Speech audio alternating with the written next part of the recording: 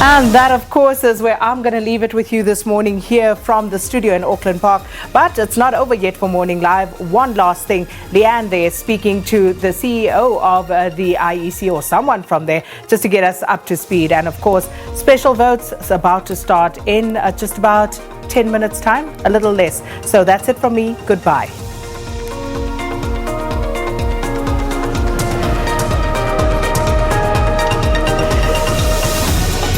Sakina, thanks very, very much. And yes, indeed, we'll see you again tomorrow morning. So let's quickly get this interview before we say goodbye to you. The Electoral Commission says special votes will only be extended to those voters who have already applied. That's talking to over 775,000 South Africans have applied to cast the special vote, and they'll be able to do so tomorrow. That's in literally around about 5 minutes from now and tomorrow. Those who qualify for special votes include the sick, the elderly, pregnant women and other South Africans who will not be available on the 8th of May to cast their vote. IEC staff also expected to cast their vote and visit those who have applied for that vote. Si Mamabolo is in studio with us, so let's have a very quick chat to him. Si, thanks so much. Good to have you here.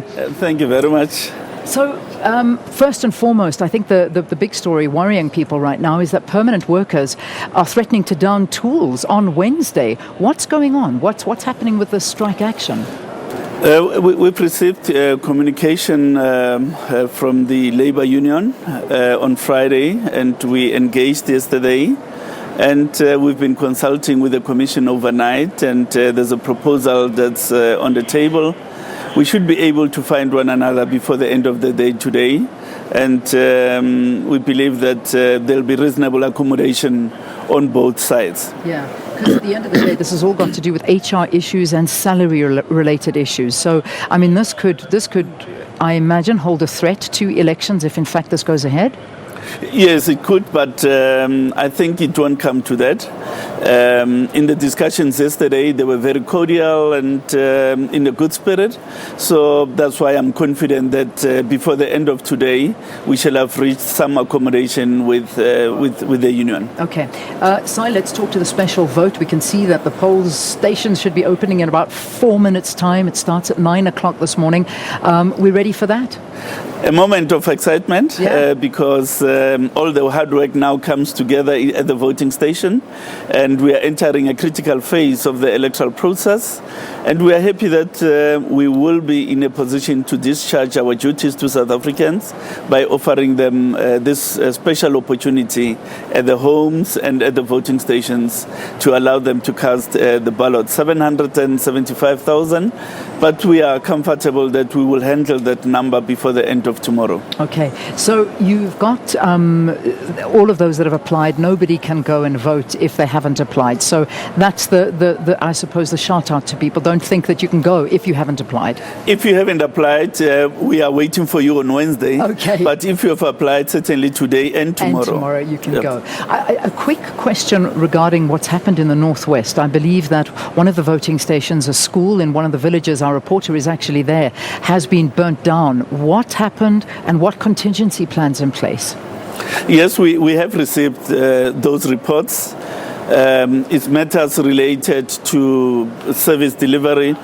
I think we want to take the opportunity as the Electoral Commission that the opportunity for civil protest and so on is gone.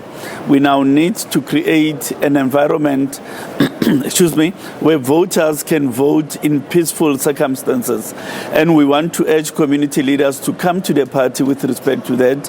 And we call upon law enforcement agencies to take action where laws are being transgressed. Yeah, I know that already, just looking at some areas, Vuwani, there have been shutdown of roads, and service delivery protests are still continuing, and there's been threats of a lot of people disrupting where the IEC polling stations are so that they cannot get to go and vote. What happens in this case? Excuse me. Look, the police must take action because strikes and lockouts in certain sectors are not allowed on election day. And we want to create that atmosphere that is necessary for all voters to reach voting stations. And hence our appeal to community leaders. Those that needed to hear you have heard you. allow South Africans who are registered to go make political choices.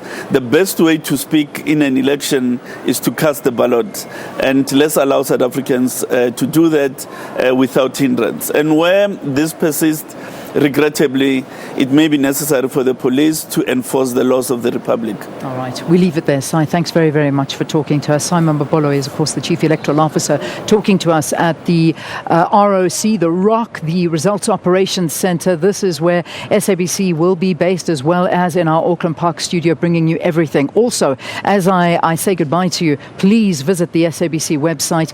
This website has everything you need. We'll just get that overhead camera, hopefully, to give you a shot. What you need to do is go to sabcnews.com. There is an election section that you click into, and then you'll be able to see all of the election news coming through as and when it happens. Voter information analysis, everything is over here, as well as the democracy gauge, where you can go through the respective provinces and see some of the failures and those issues that are facing a lot of South Africans. Fantastic tool that'll keep you educated through these election months and days. Thanks for watching. See you again bright and early tomorrow.